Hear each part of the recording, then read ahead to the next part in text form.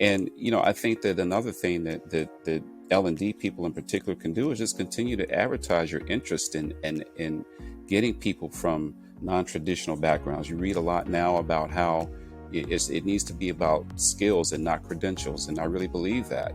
One of the things that as a small business, it's really important for us is that we not just say we only want people who've worked at other public relations firms, or we only want people who understand how to talk to media. It's great if you come in with that experience, but we have people who work for us who have wonderful transferable skills throughout their career, and now they're doing things at a high level that they never thought they could do.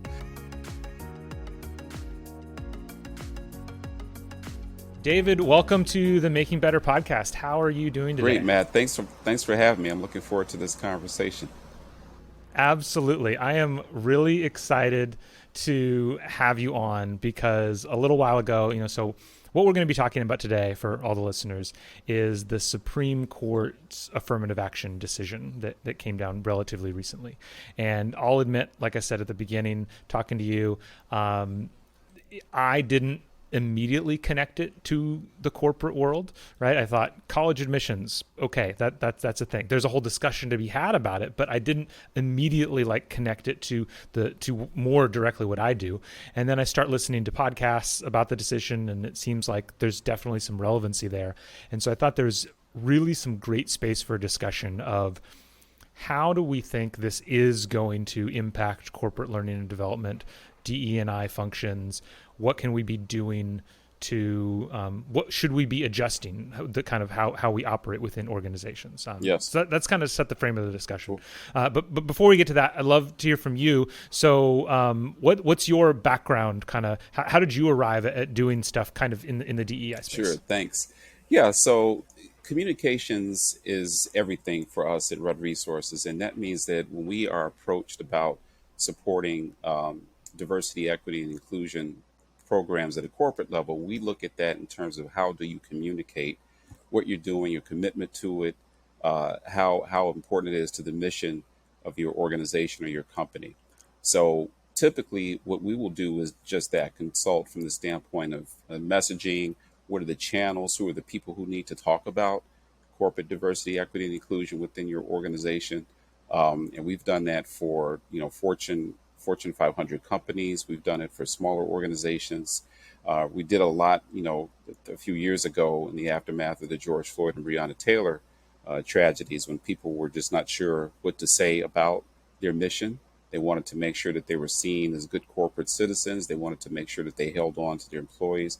And oftentimes we were asked to give our advice and counsel on how to express all of those good intentions and plans. So that's sort of how we come to it, is making sure that people feel comfortable communicating their mission and their values when it comes to DE&I.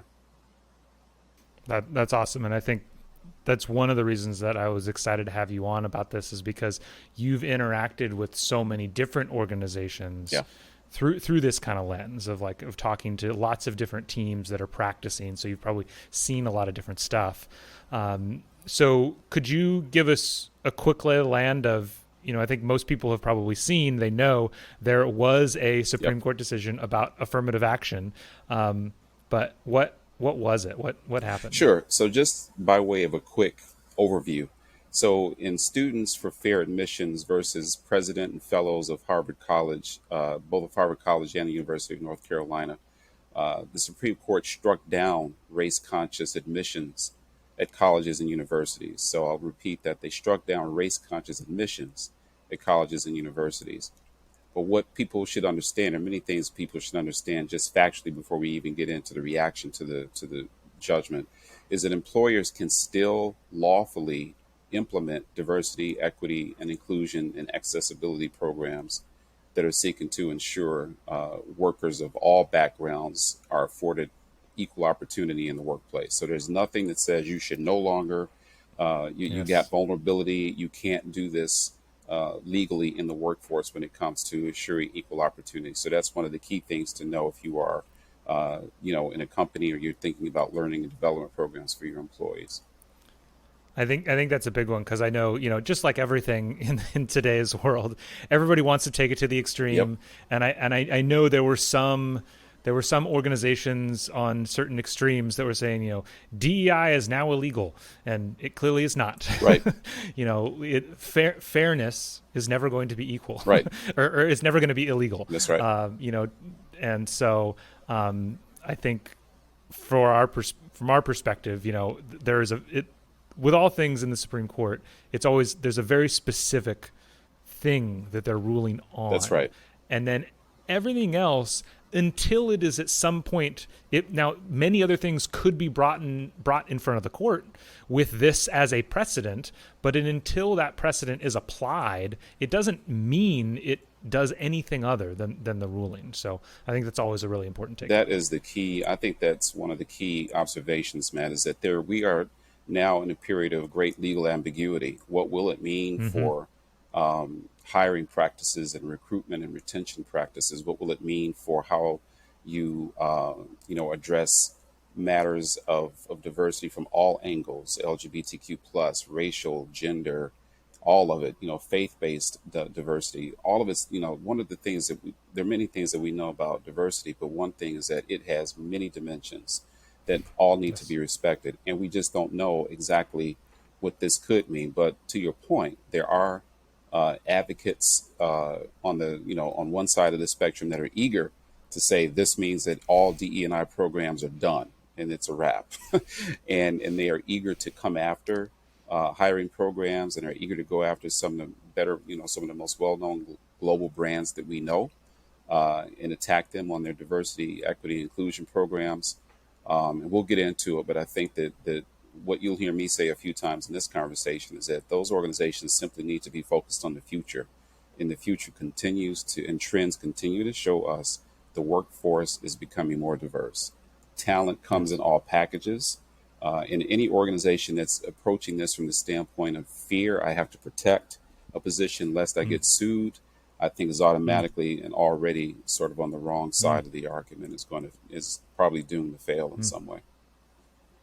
I mean, that's just a great point to foot stomp right there, of just like, if any time you're making corporate decisions from a point of fear or from a point of defense versus from a point of like engagement and embracing and wanting to do the right thing, bring in the best people, there's clearly a right way to kind of set those policies. Yeah, for sure. Yeah, absolutely. I mean, and we'll get into all of this, but study after study, and I know that you're into this as well, study after study has shown that companies that are intentional and determined about diversity, equity, inclusion simply do better. It's not just a social right thing to do, it's financially the right thing to do. When you look at their returns on investment, when you look at their cash flow, obviously when you look at innovation, I think we've seen for years now the benefits from a bottom line perspective of diversity. So I just couldn't understand why a company would want to run from that, especially when you look at your future marketplace and your future workforce. Yeah, absolutely. And there's definitely some studies we can link to in the show notes for that. So outside of that, just like, since so much of this is, as you said, kind of a point of ambiguity or a moment of ambiguity, are you having discussions where people, like, what are people seeing of kind of the direction that this is going? Are there initial implications that people are expecting in their workplaces and regards to programs that it's going to affect, or decisions from executive leadership that they're making differently? Or are you hearing anything in the discussions that you're having? Well, one thing that fortunately I'm not hearing is this retrenchment in this fear that we talk about. Right. I think that's probably in large part, Matt, because of the company that we keep. The company that we keep will include organizations and companies that will remain very serious about their commitment. I'm just today learned of a client, one of the Fortune 500 clients that we've had, that wants to move forward on a conference that advances diversity, and the conference is focused on leadership within the ranks of its Black and Latinx employees. So, really gratified to hear that. But what I can speak to is what I read, and I definitely read that people are concerned about an assault on their programs. They're concerned that we will retreat back to a position of compliance as when it comes to diversity and equity inclusion. I think when you talk about um, the trajectory of DE&I programs at companies, in the past, it typically starts with compliance. We simply have to do what the law Yeah. requires and mandates that we do. And then it graduates into, well, we want to do this because it's the right thing to do, because we want to be seen as a good corporate neighbor. We want to be seen, we want to have good CSR reports. And then it graduates to, we recognize, as I was saying a minute ago, the value that DE&I has with regards to how we make money and how we innovate. So I think that there are concerns that we will retreat back to that compliance position. And I've read that, I've read that people are concerned about, lawsuits, and they're going to come. Let's be real about that. Those lawsuits are going to come, no question about it. But I think that um, I tend to lean on the side of, let's not be too concerned about compliance. Let's take this as it comes. As you said, one ruling about college admissions does not beget automatically a string of actions that should be taken at a company, and certainly within its learning and development programs. Yeah. And, as you were talking about those kind of different levels, one thing that also struck me is when you think about what the case was about, it was much more feeling about that compliance realm of, Yes. like, check boxes and Hmm. numbers and quotas. And that tends to be what people think of when they think of affirmative action, right or wrong. That's often what comes to mind. And when you think of broader diversity, equity, and inclusion initiatives, that's the most Yeah, basic beginning point you should be at that's right. anyway. If that's all you're doing with your program, then you're just getting, there's so much more richness of what it takes to create. You can do a lot of work creating an inclusive culture without doing anything around quotas or or Absolutely. tracking or anything like that.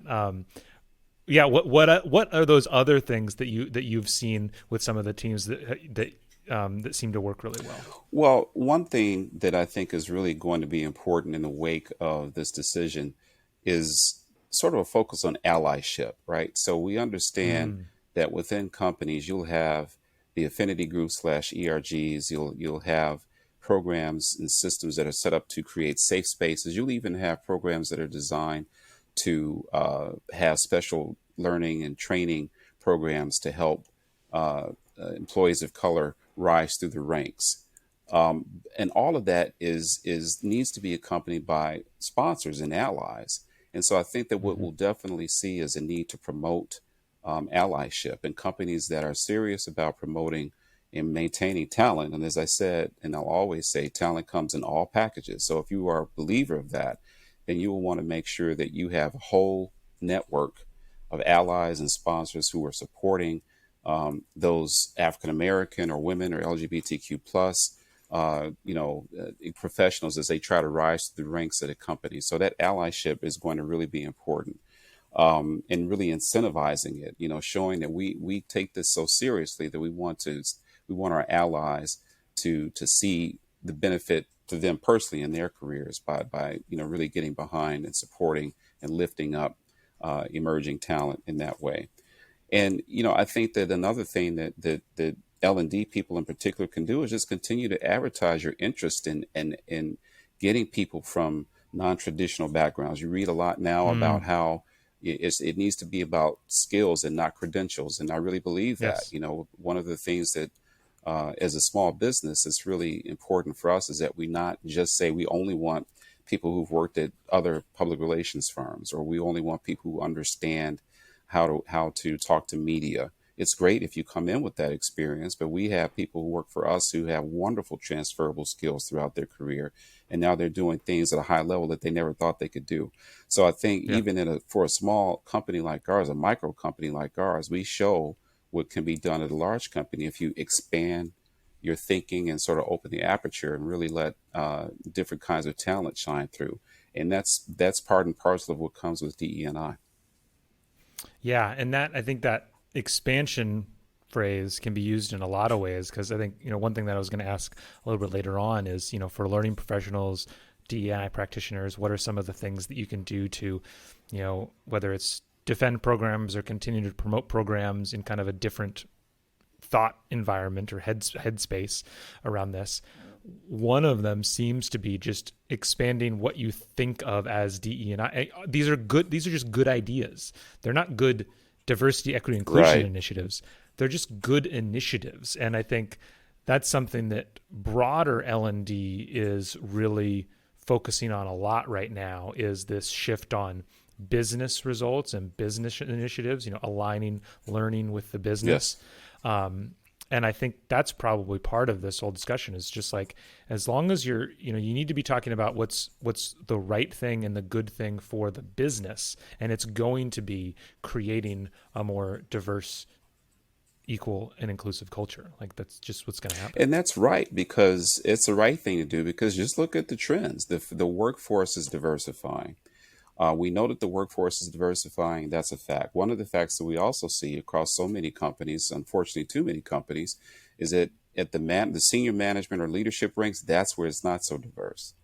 And that's Yeah. still a hill that needs to be climbed. And I think many companies are trying to have put in place programs that structurally get at that problem, is that we need to understand the special considerations, and this was what they are. We need to understand the special considerations and issues confronted by people of difference as they try to ascend into management and senior management ranks. We still have that hill to climb. I was just reading a trend report, that said that one of the trends is we'll need to basically account for people's lack of social skills, right? Because of what we've just gone through with the pandemic, and they Mm. just don't know how to relate to people from a social skills standpoint. So if we're willing to make those accommodations, why can't we make accommodations for diversity in so many ways?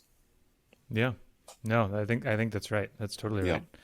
right. So I imagine, from your perspective, you're talking to a lot of the C-suite, or at least the higher level Yep. folks, and getting, as they're choosing whether or not to bring you in, to work with them. What are you, and though you're specifically talking about messaging, what suggestions do you have for practitioners in the business out there to help advance this message in a way that's going to resonate with higher level leadership? Yeah. The episode before this one got released was a sales episode, where we had somebody who specialized in sales, and the whole discussion was about, how do you have to talk differently in some ways, or the front line cares Uh-oh. about different things than the managers Hello. and the directors than the executive level, and it's about tailoring your message. When it comes to the discussions that you have around this, what messaging do you see as really effective? I think one key message is effective, Matt, and that is future proof your company from talent drain. Talented Mm, people, and like I said, talent comes in every package, will understand when they are at a company that does not sort of walk the talk when it comes to creating a safe place where I can feel comfortable expressing my unique, values and opinions. They'll see that. They'll be able to see right through the lip service and go someplace else. And it's well documented, and you and your listeners know far better than I do how much you lose when you have to lose an employee and then pay to yeah, onboard a new employee. I know that from the standpoint of even a small business.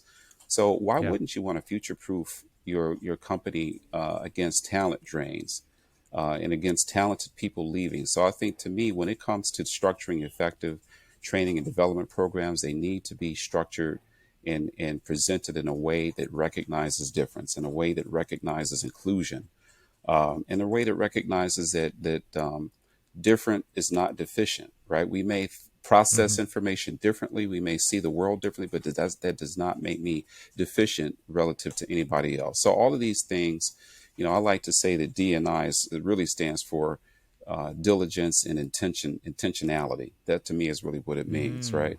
So if you're going to be diligent in the love face of that. these headwinds, if you're going to be intentional in the face of these headwinds, we don't know what's coming next. We know the college admissions have been impacted, unfortunately. And that gets into a pipeline issue. I'll talk about that in a second. But Yeah, if you're going to be serious about keeping the best people in a constantly diversifying world, then you shouldn't be too shaken by what the Supreme Court has done. We'll see what the future holds. But yeah. one thing I mentioned a second ago is that this decision could really impact the pipeline. I sit here Hmm. as an African American man. I co-own a business with an African American woman who's my wife, and we both went to Northwestern University. Um, we went to school, in the late '80s, and so things were, much better than they were 30 years ago when Black folks couldn't even live on campus.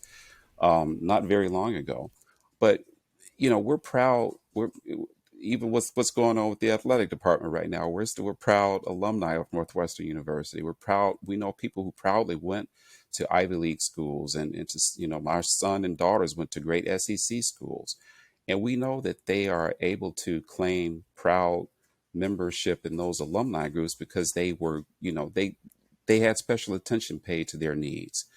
Everybody should have, access to those schools. We have to acknowledge the historical and systemic barriers that have prevented talent of all packages and colors from reaching admission into Ivy League schools, or reaching the senior management levels at ExxonMobil or PepsiCo, whatever the case may be. So we still have these issues to confront, and they're structural and they're systemic, and what we cannot be deterred by one Supreme Court ruling, because again, we have to be, as I said, uh, diligent and intentional.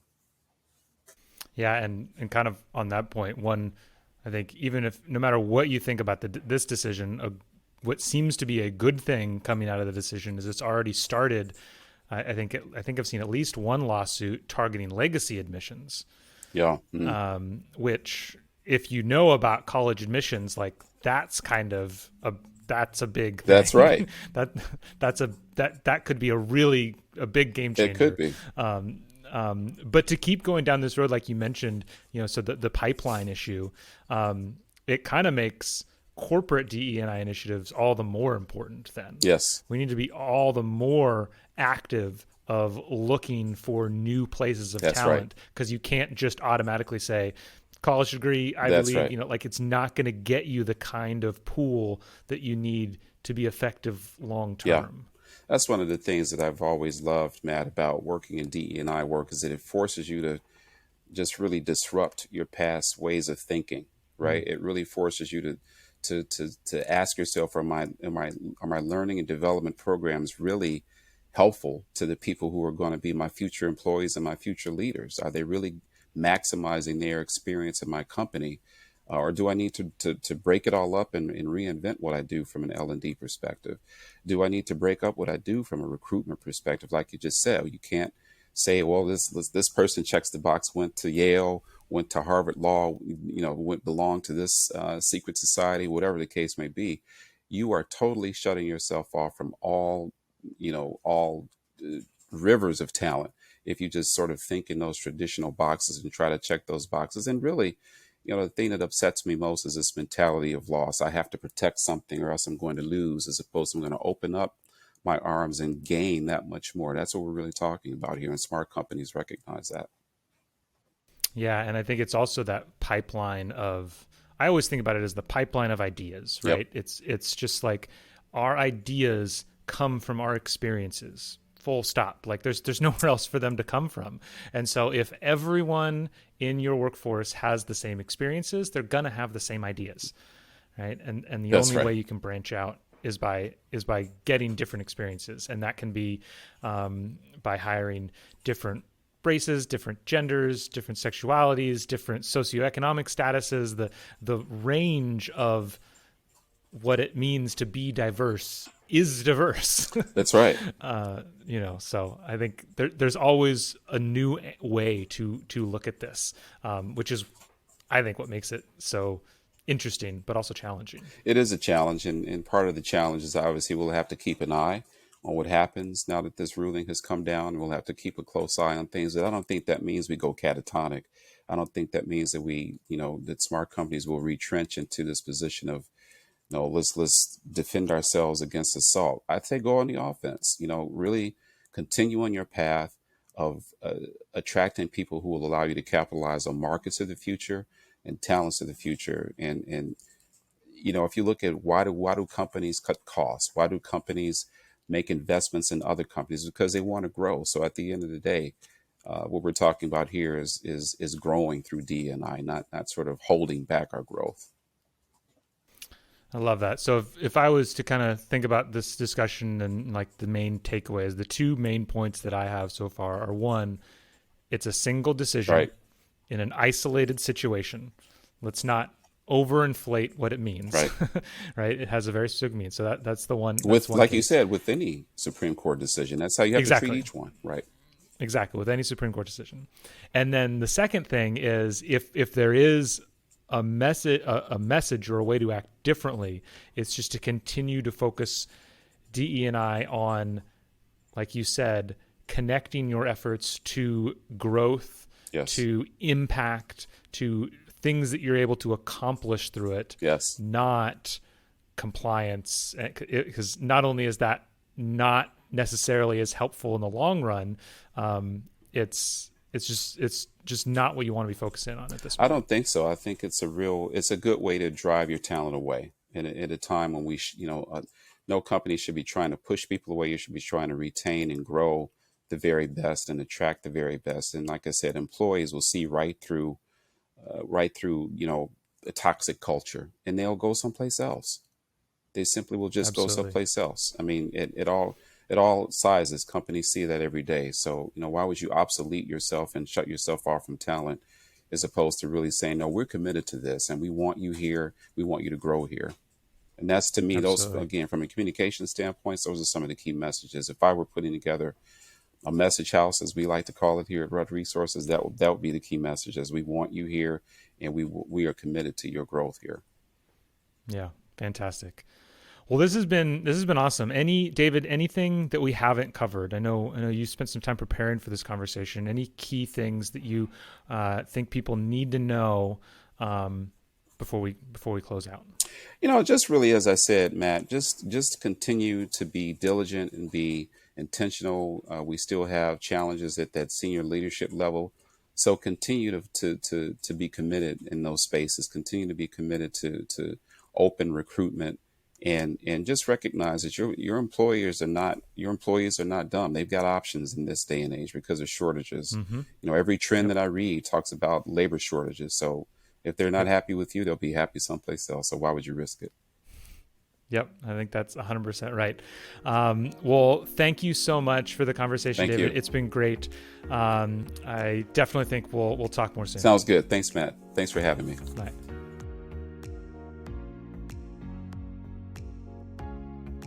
Thank you so much for tuning in today. If you liked the discussion, make sure to hit like and subscribe so you never miss an episode. As a reminder, if your team is struggling keeping up with the training development demands of your organization, we want to help. Better Everyday Studios is a full-service instructional design team that can help you with everything from ideation to actual content creation and delivery. Please reach out to us using the link in the episode notes below. Have a great day.